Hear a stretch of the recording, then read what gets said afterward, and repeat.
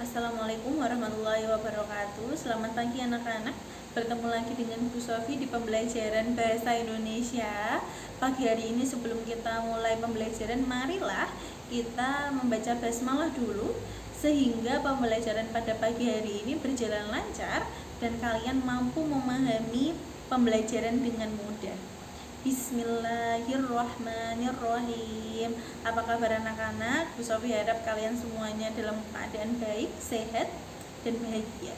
Nah, anak-anak, tak lupa Bu Sofi mengingatkan kalian di masa pandemi ini tetap jaga kesehatan, tetap jaga kebersihan diri maupun lingkungan, dan jangan lupa kalau kalian keluar rumah usahakan tetap memakai masker dan menghindari kerumunan, ya.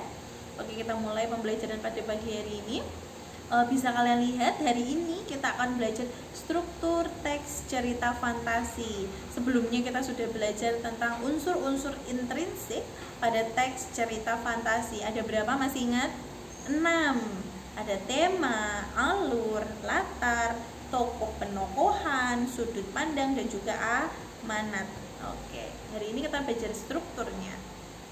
Struktur dalam teks cerita fantasi dibagi menjadi 3. Yang pertama ada orientasi, yang kedua ada komplikasi, dan yang ketiga ada resolusi. Tuh ya. Nah, kita bahas satu-satu. Struktur orientasi. Struktur orientasi ini berisi pengenalan nama tokoh, latar, tempat kejadian, suasana kejadian, tema, dan beberapa gambaran dari alur yang akan diceritakan ke depannya. Intinya, orientasi adalah mengenalkan. Apa sih yang dikenalkan? Tokohnya, latarnya, alurnya, gitu ya. Contohnya, pada zaman dahulu di kota Persia, hiduplah seorang anak lelaki miskin baik hati bernama Aladin. Ia sedang melakukan perjalanan bersama pamannya yang tamak untuk merantau ke kota. Di tengah perjalanan, pamannya meminta Aladin untuk masuk ke suatu lorong. Masuklah, di sana kau bisa mengambil harta sepuasmu. Hanya tolong ambilkan aku lampu, kata sang paman. Nah, kutipan dari teks cerita fantasi tadi merupakan bagian struktur orientasi. Karena apa? 1. Menggambarkan atau mengenalkan tokohnya. Di situ ada tokohnya ya. Siapa? Ada Aladin dan juga pamannya. Ada latarnya nggak? Iya, di sebuah kota Persia, ada di suatu lorong. Nah, kemudian alurnya juga alur maju ya tadi. Yang kedua ada struktur komplikasi, berisi tentang awal munculnya masalah hingga puncak masalah dalam cerita. Berarti kalau orientasi tadi mengenalkan, ada tokoh, latar, dan juga alur. Kalau struktur komplikasi, mulai muncul masalah hingga puncak masalah. Nah, di situ ada kutipan teks cerita fantasinya. Aladin didorong oleh pamannya hingga terperosok ke suatu lorong yang gelap. Saat Aladin menyusuri lorong tersebut, kemudian ia dikagetkan dengan tumpukan emas dan berlian di sana. Aladin sangat takjub sekaligus bingung. Mengapa harus dia yang mengambil dan bukan pamannya? Itu mulai muncul konflik ya, atau mulai muncul masalah ya, sampai puncak masalah. Kemudian yang ketiga ada struktur resolusi. Setelah tadi dikenalkan tokohnya, latarnya, alurnya, kemudian muncul masalah hingga konflik yang makin besar puncak masalah. Nah, di struktur resolusi ada penyelesaian masalah. Konfliknya mulai selesai atau yang biasa kita sebut mau di akhir nih, mau di ending cerita.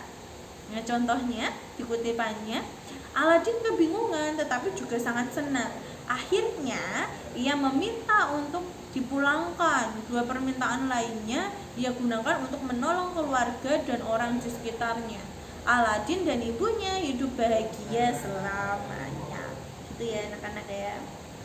Nah, yuk coba mengembangkan cerita dari idemu sendiri. Dimulai dari mencari ide. Carilah ide yang menarik sehingga kalian mudah mengembangkannya menjadi sebuah cerita fantasi. Daya hayalmu, imajinasimu tidak dibatasi pada teks cerita fantasi.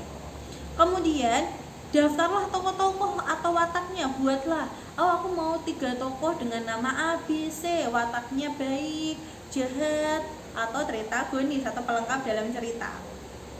Setelah menemukan ide, langkah selanjutnya adalah membuat tokoh beserta wataknya yang akan ada dalam ceritamu. Barulah buat pengembangan dalam bentuk cerita yang utuh, gitu ya anak-anak ya. Nah, tugas hari ini, buatlah judul saja. Bu Sofi hanya ingin memintamu membuat judul yang nantinya akan kalian gunakan untuk membuat teks cerita fantasi.